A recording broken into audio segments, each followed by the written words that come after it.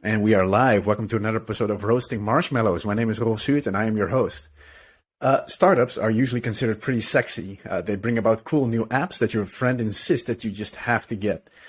They disrupt the market with innovative new goods and services. They display their awesome company culture in such a way that working there becomes a goal in itself. But what about the business-to-business startups? You don't hear a lot about those being the next hottest thing. Maybe not, but they cater to the needs of other businesses. They are really good at making money, which is a good thing, of course.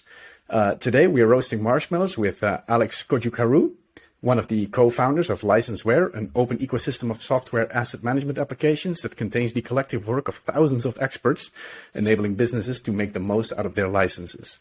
Alex started his career as an analyst in 2011 and has had various roles with a focus on software asset management, data analytics, and software development. In 2020, he co-founded Licenseware with the mission of commoditizing software license management. Welcome, Alex. Well, thanks for the intro, and guys, thanks for the invite. Yeah. Happy to be here. Yeah, good to have you, man, because we talked about startups before, but is it fair to say that yours is a B2B startup because it's about licenses and stuff like that? Yeah, it's a B2B startup. Yeah, and would you also agree with the analogy that B2B startups are considered not as hot as, startups that, I don't know, Instagram or like all these cool things on your, because I guess you guys don't make a phone app just yet, right? Yeah, that's true for sure. Also from an understandability point of view, because if you want to explain it to your friends or I don't know, your mom, they typically don't get B2B startups, especially our startup. Yeah. And that also goes when a bit further when you start pitching it to investors. Most investors understand B2C very well and they can challenge it. And I've been pitching a lot lately, and sometimes it's just silence. They don't really get it, so they don't ask anything. Right. All right. Well, we'll get to talk about that in just a bit. Let me first introduce my two other guests, the regulars on the show, of course. Sylvester, welcome. Thanks, man. Happy to be back in a new year. Yeah. Are you feeling? Yeah, pretty good. I'm looking forward to hearing the story from all right, pretty cool. At least all the inside details. Yeah. And we got Henk back on the show as well. Yes. Thanks for introducing me again. And yeah, nice that we are restarting this one. And let's see what Alex has to share with the community and also explain me what is so interesting about licensing, because I found it goddamn boring, man. So you better make this pretty cool. Yeah. So just to finish up the introduction here, Henk, you went on a ski trip, and I see that you're not in a cast or anything. So I assume that you did not break any bones. That is very true. For the first time, I'm pretty much... I have other injuries, but not because of skiing. So I'm glad. All right. Well, good to have you back. So, Alex, let's talk a bit about the startup, indeed, like Licenseware. Because in the introduction, I said that you guys are commoditizing software license management, and it sounds pretty boring, but it's actually pretty important, right? Because licensing could get companies in a lot of trouble. And I mean, we're not a legal advisor or lawyers here, and we're probably not going to spend a whole lot of time talking about all the licenses and stuff like that.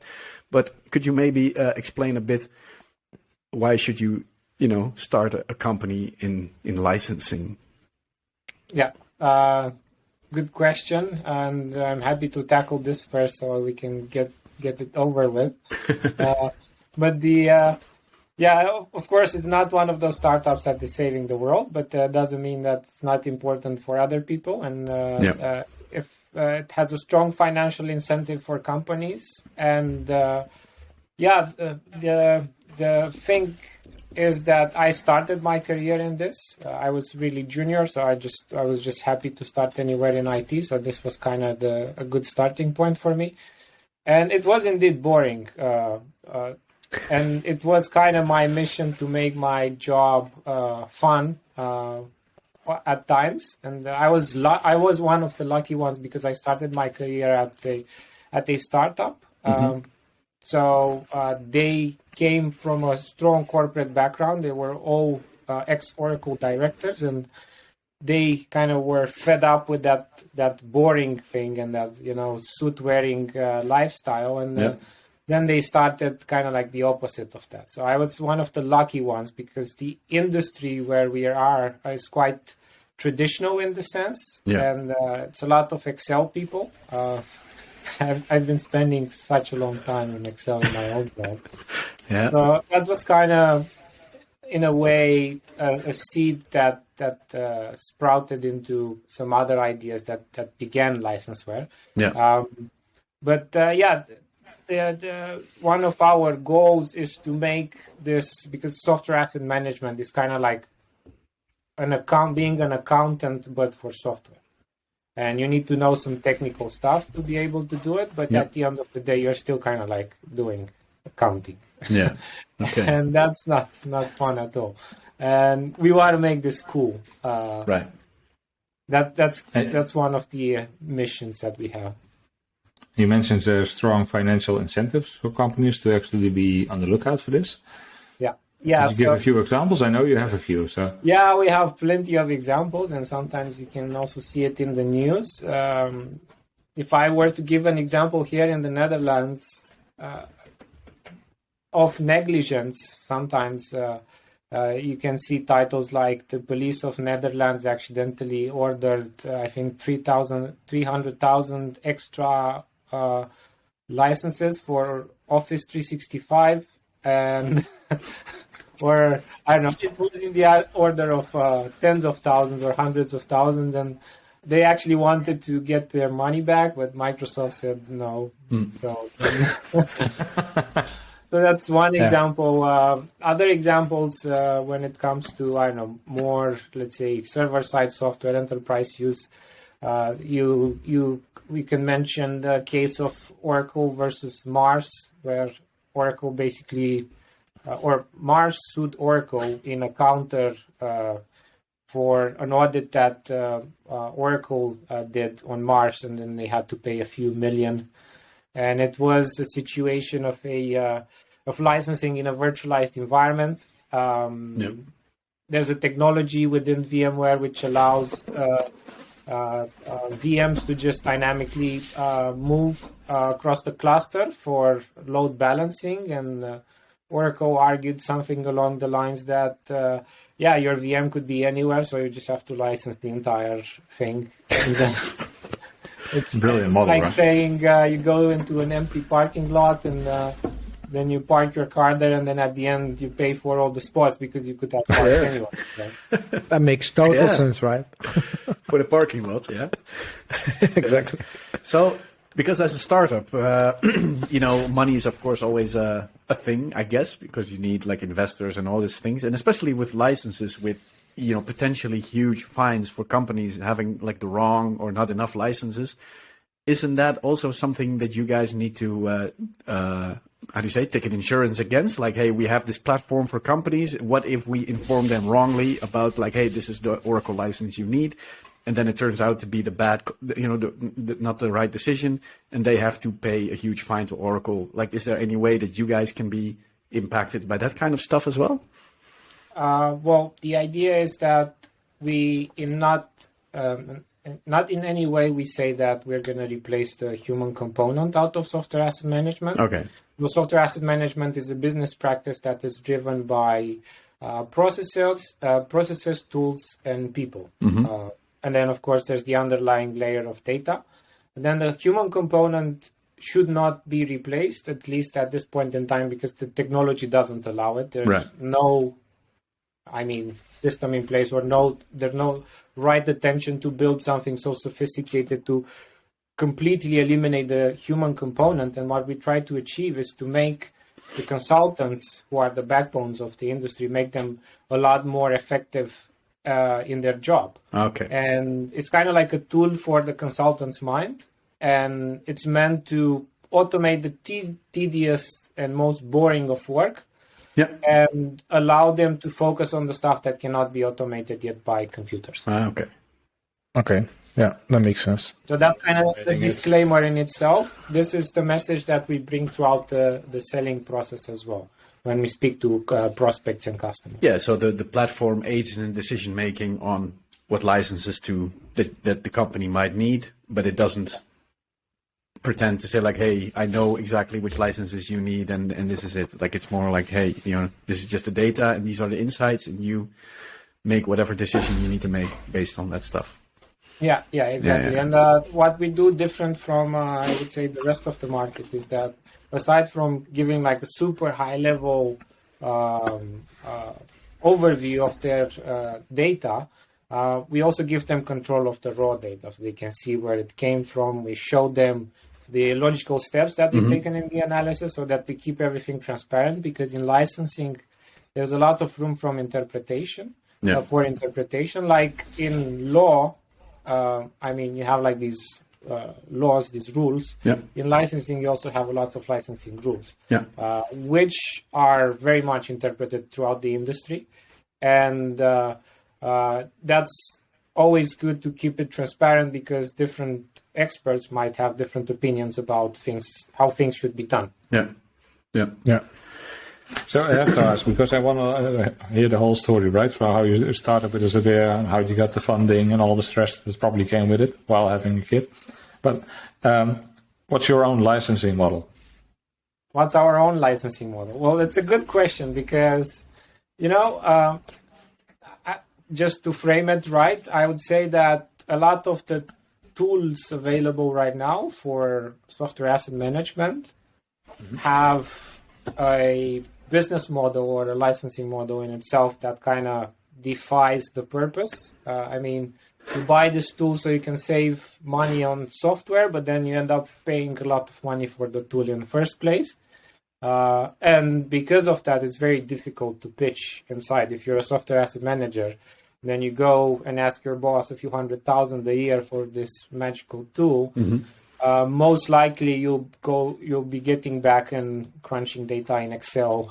So the business model that we have in itself aims to commoditize this type of tooling.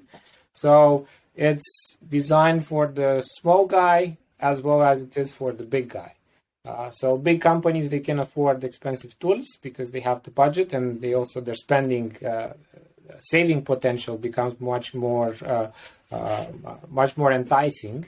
But for smaller companies, it's much more difficult to go from a manual process to a more, let's say, semi-automated process when it comes to software asset management. So we have a pay-as-you-go model. We are very much inspired of, how the early days of AWS, how they started, because in a way, they kind of commoditized cloud computing. And we took inspiration from that. So we have a pay-as-you-go model where they pay for the devices that they analyze or databases that they analyze, what they manage effectively. They can stop anytime. So it's on demand, self-service, easy to use. We don't need to bring in consultants to get extra money from you. You can figure it out yourself. We'll give you the right support to get onboarded, but our core business model is that it's self-service, and we're empowering you to do it yourself and not rely on all these expensive services and tools and experts. Right. And, a lot of startups, they start with like market research and validating the idea. Did you guys also go through all of those, steps, or did you already have like a product and a finance, and then just you said like, let's make this? Well, both myself and Cyprian worked for startups that tried to build their own automation. Some were more successful than others. Cyprian worked for a few. I did that at Belay. So I worked on the early automation of that Belay was building, and I have some experience with the challenges that lie in building a SAM tool. And Cyprian did it a few times before that. So we took that with us, and we kind of came up with something that would eliminate all the unnecessary complexity. It's actually Cyprian that came up with the concept of this pay-as-you-go open app ecosystem. Right. But you never really validated the idea. Yeah, we took a step-by-step approach. So Cyprian built the first prototype, and then he started showing it to people. I was one of the first who saw it and actually saw value in it immediately. Okay. And then we started showing it to a broader audience. We pitched it at a local startup event, just for the sake feedback. of it. Yeah. It was our very first pitch, actually. Okay. We just wanted to see how it is and how someone from outside the industry would react to it. That was the first validation that we were looking for. And we just wanted to be the startup that sucks the least. And how did it go? Did you guys suck the least? Yeah, we actually won Best Innovation Award. There we go. In all fairness, there were only like 10 or 20 startups. I don't remember exactly. Hey man, if you win, you win. Still. That's pretty cool. Even if there is only 2. And after that, we gained a bit more courage, and we went. Let's see if clients also like this. And we were lucky enough to get the conversation going with Accenture, and that was a really big confidence booster for us. And that's when we knew we were onto something. And it took a long time to get them in because they are a big company, and it's a long decision process. And it was also during COVID. We were born during COVID when the pandemic was just starting. And many of the decisions that we took kind of shaped the company where it is right now. After we got this validation from Accenture, then we started to push it more and more and see if we can get more conversations going on, get some user interviews. We attended some local startup programs where we kind of went through the whole process from project market fit, the marketing strategy, go-to-market strategy. We spoke with a lot of mentors, both people who built startups before. Some of them had successful exits, but we also spoke with investors. And we always wanted to see to hear the critical side of things, because success is kind of it's a lousy teacher. So we would rather take all the shit and try to make it better. And where are you guys right now in terms of like the startup journey? Do you guys you mentioned one customer, do you have a product and you're selling it, or is it still in active development, or how far along are you guys? Well, we are still very early stage. I mean, we got a pre-seed in May. That after the pre-seed, we had kind of a few wins, which were essential. Before that pre-seed period, we just had an MVP, which was kind of like prototype. So the platform for this open app ecosystem wasn't there yet. We just had one app, which was kind of like standalone. So the first milestone was to build the platform. So we built that platform, and to make our life easier, the guys also built a software development kit, an SDK, which at first was to make our life easier, but looking at the long term is an essential piece for third parties and external developers to develop their own app in the ecosystem.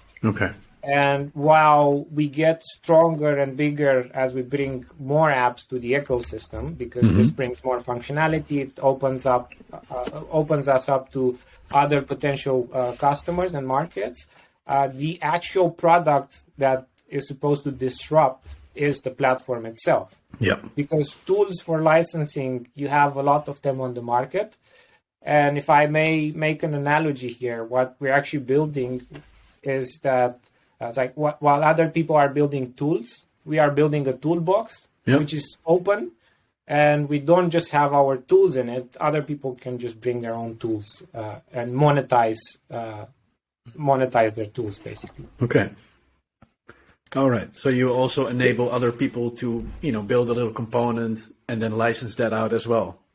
That is not validated yet. We are making the right moves to get to that point. We are working with the partner to develop an app in collaboration based on this model. But where we want to go in the future is that a developer in the space just goes to a website, sees all the documentation, and then just pulls from a repository, can have its environment set up in no time, and then can start coding the app and publishing it the same way as you would publish an app on the App Store on your phone. Yeah.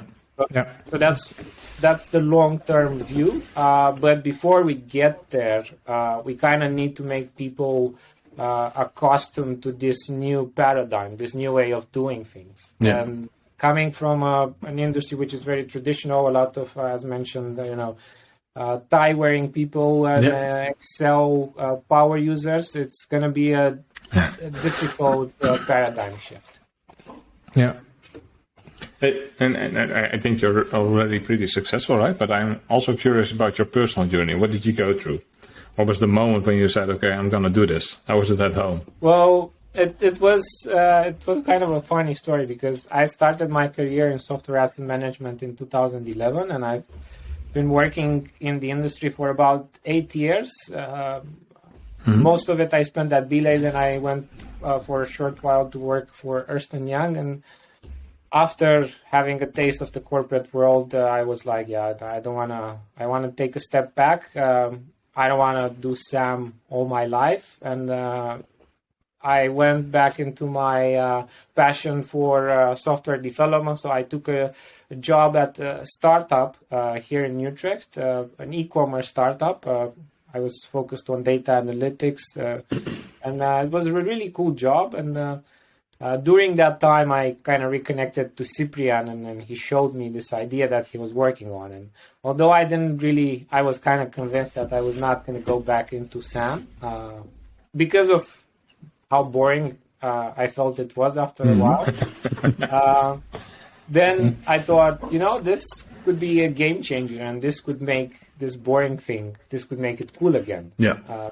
This has happened before in other industries, and we bring the sexiness back to software asset management. You say we're bringing it back? Has it ever been sexy then? No. You're making it sexy. Yeah. Nice. Yeah, exactly. He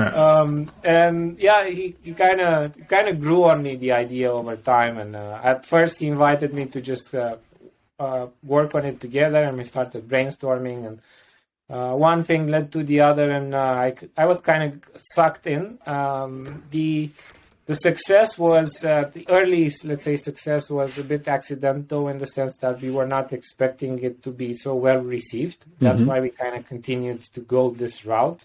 We were not initially convinced that we would want to go the traditional startup VC route. We thought, if we could just have... Why not?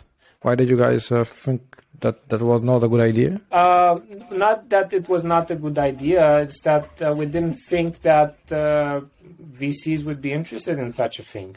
We thought that it's kind of a cool project and we could make money on the side with it, just having like this side gig. And when we saw that other people outside of the industry thought it was cool, then that was kind of like, okay, so we might have a chance here.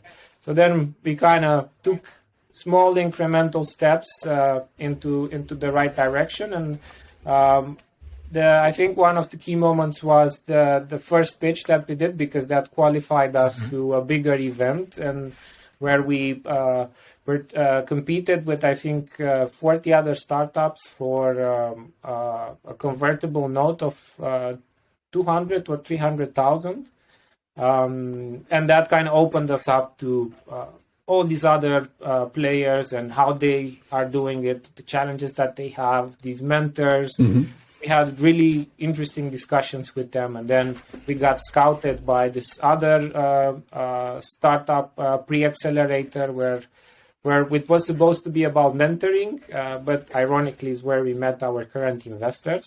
And it was kind of a funny situation because we were supposed to have a mentoring session with one of them, and out of the blue, he was like, I read the description, but I didn't really get what you guys do. So maybe you could just do a pitch. And I was like, now? And he was like, yeah, do you have a deck? And I just did the pitch, and he liked it, and he said, yeah, I think you should speak with my partners as well. And we did another pitch for them as well, and that was kind of history. The challenge was that we knew already in December that we were gonna get a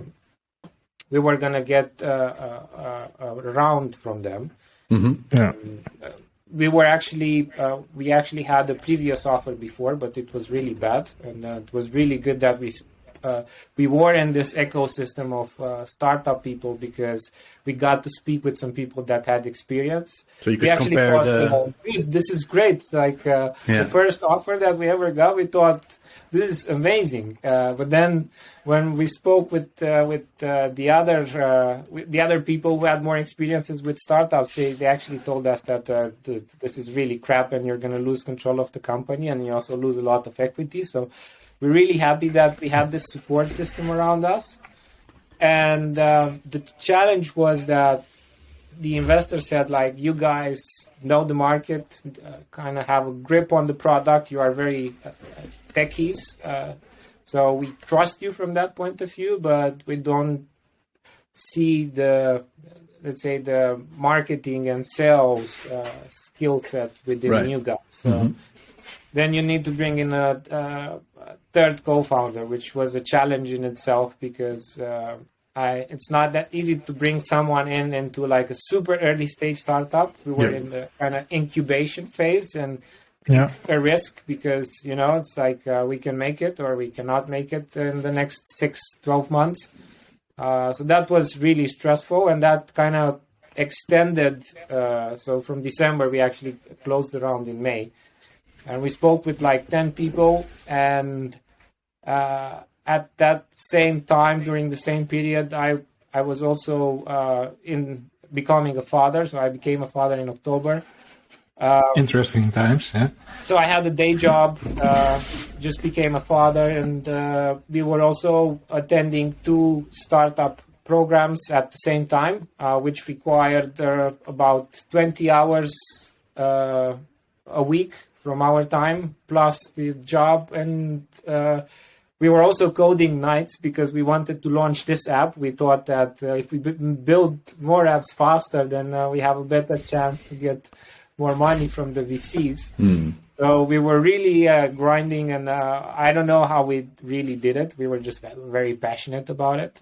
So that was a really difficult period. But when we got closer to the period where we kind of closed the deal in May, we were also kind of towards the end of our, energy pack. It was not that easy to kind of. We thought that if we can't close the round, then it's unlikely that we will continue in this rhythm. Right. Because it was really working for a long time. And because I know nothing about starting a startup, right? Because you said like, the guy basically told us or advised us to bring in a third founder. Does that mean that you also have to give up like part of the company and, potentially, like, let's say, the investor or someone else, a couple of years from now buys a company that it might cost you a couple of $1 million Millions. if things go well? Yeah, that is very much true. But the only way you can get someone who has, they call it skin in the game, someone who's truly committed and doesn't go and do something on the side.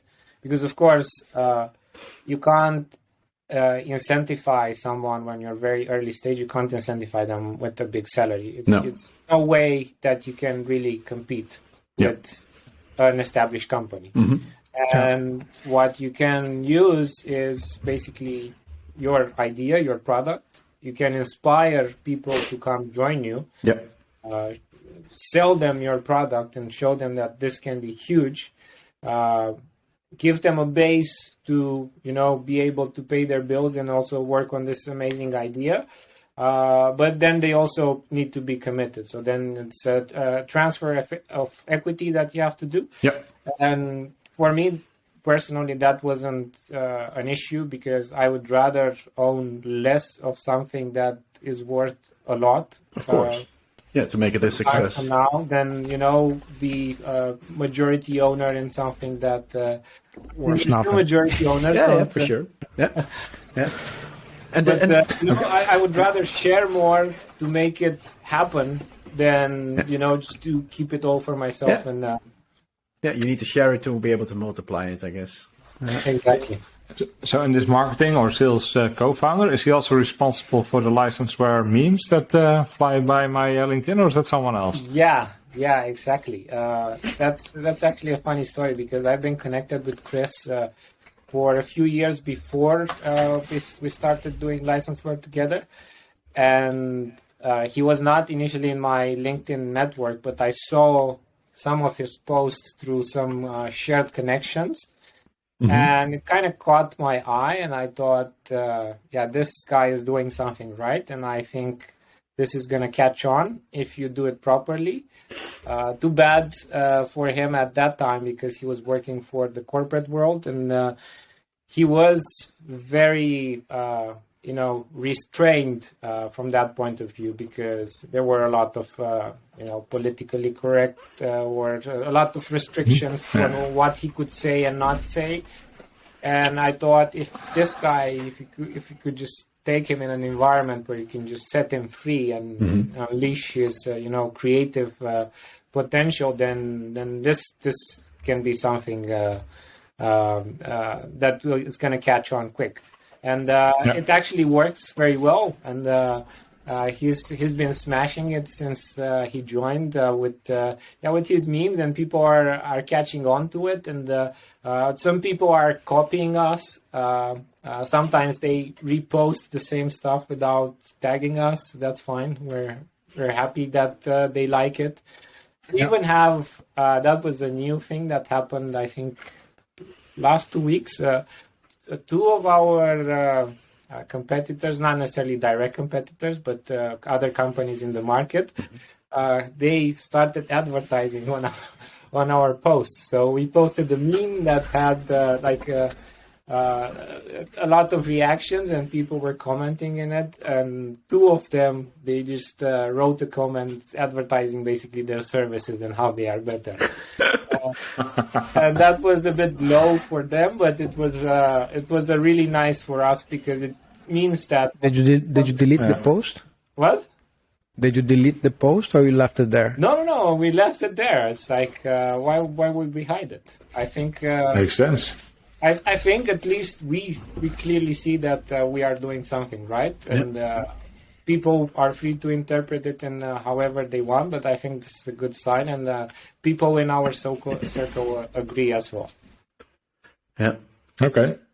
Hey, so you did a new funding round pretty recently. What are the next steps? What's the vision here? The founding round was a bit unexpected because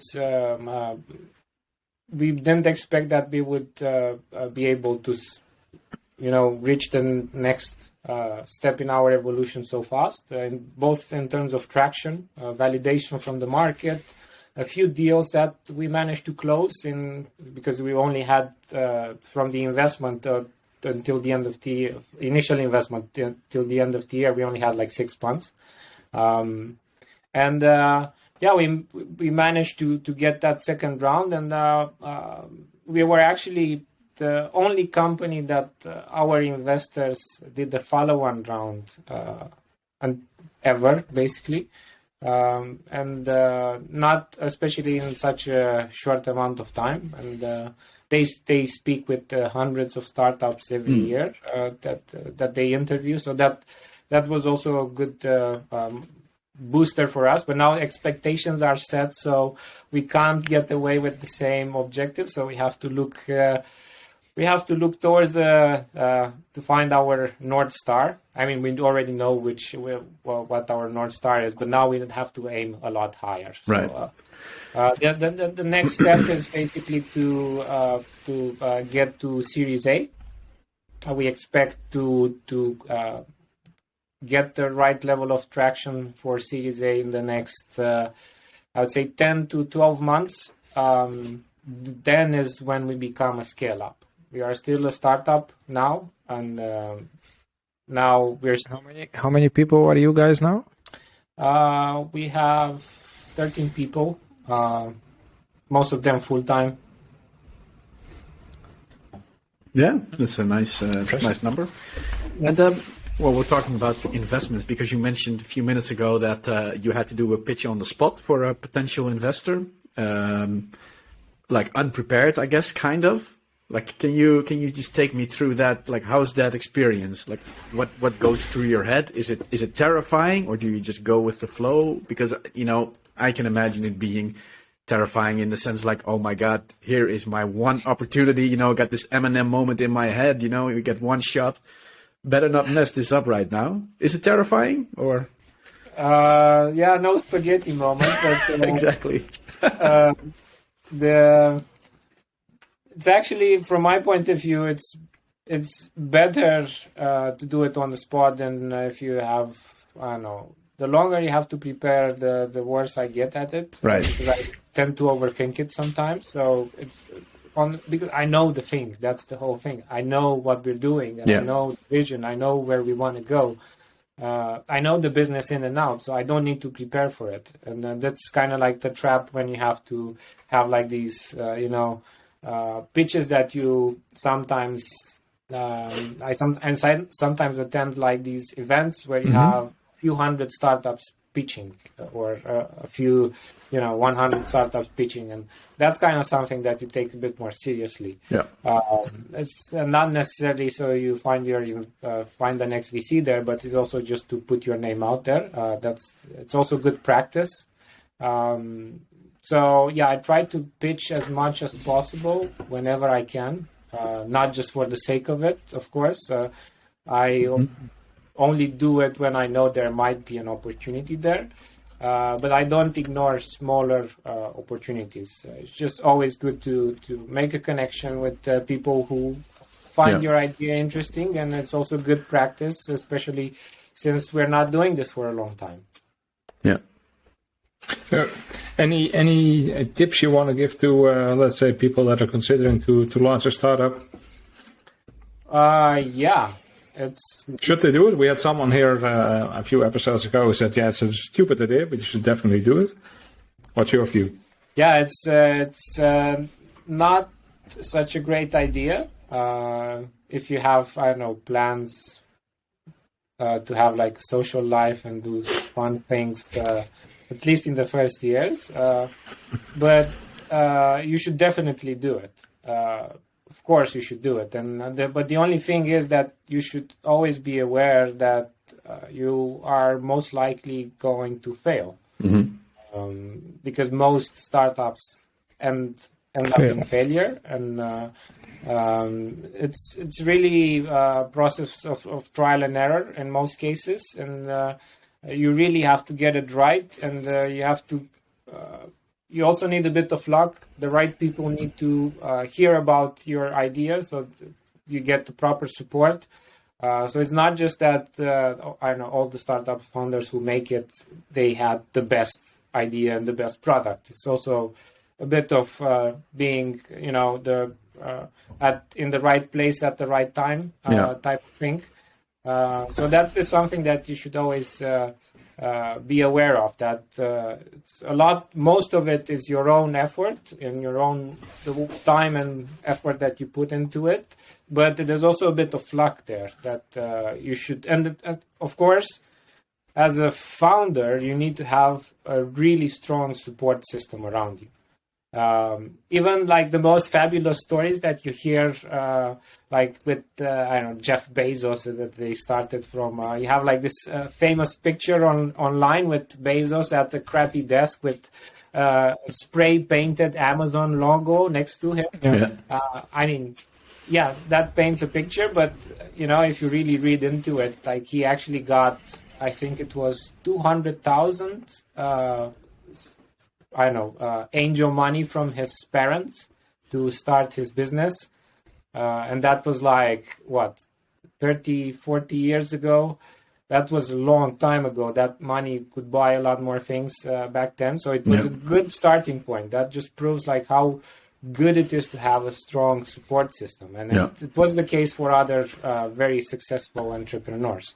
Yeah, and you mentioned, because you guys won some awards and, second investment round, everything seems to really go very well. But did you also have moments where you thought like, man, screw this is not working, and I just want to quit?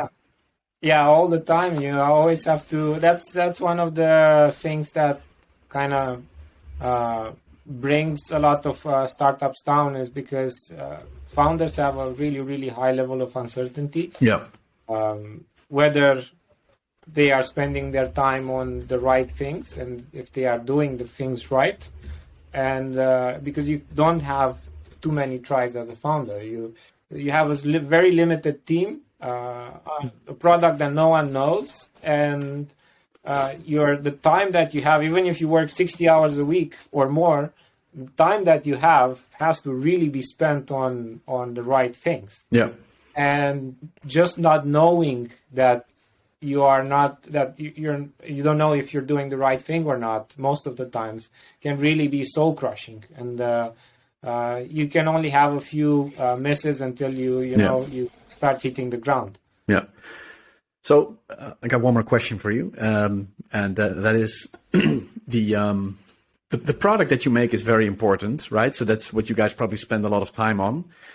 But you also mentioned that you joined a few of these. I don't even know exactly what they're called, but like these meetups, for example, where you have to socialize and talk to people and building a network. Like, is that just as important or maybe even more important than building the right product for a startup? Well, there are cases where people can raise even millions with just pitch deck without having a product. Most of the times, if you have the right team, is more important than having a prototype or a product. Okay. So the team is always the most important thing. And not necessarily the team in itself, because you can always make a group of people come together to make some money, but the background of the people, that what set of accomplishments or expertise do they have that kind of gives the investor the certainty that they are able to build whatever they say that they want to build. They have to have some sort of body of work left behind that serves us as assurance that, look, I can build this thing. Yeah. So yeah, I think that's one of the most important things. Okay. Yeah. All right. Okay. So and what Valuable advice. Oh, sorry, what did you say? I said valuable advice. Exactly. Thanks.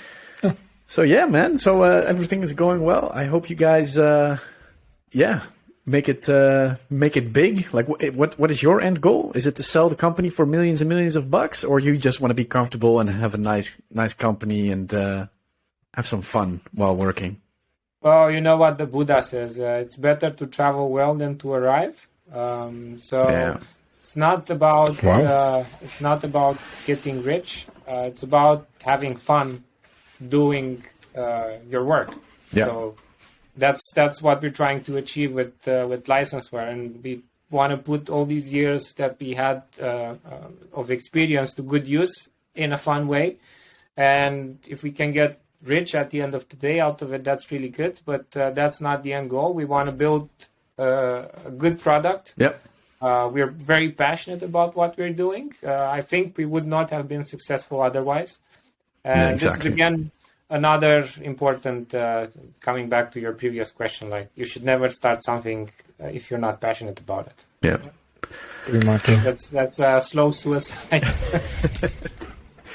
All right. So with that, I think that wraps about it up. Do you guys have any more questions for Alex? No? No, man. All right. Thanks very much. That's Thanks, Alex. Really nice conversation, guys. I'll keep following your posts. I really like these sessions. All right. Cool. Very good. Yeah. So Alex, thank you for being here and sharing your story. I think we can learn a lot of it from all these startups. Some of them fail, some of them succeed. So we'll be on the lookout and see what happens with Licenseware. But thanks a lot for sharing your story. And I also want to thank the listener for, of course, tuning in. If you have any questions for us or Alex, feel free to send us a message on Twitter/4scouts. You can also send us an email at podcast@4scouts.nl. Alex, do you also have a Twitter handle where people can reach you? No, I don't use Twitter. Just LinkedIn for me. All right, then we'll include the LinkedIn profile. Thanks again, guys. See you on the next one. Bye-bye. Bye-bye. Cheers.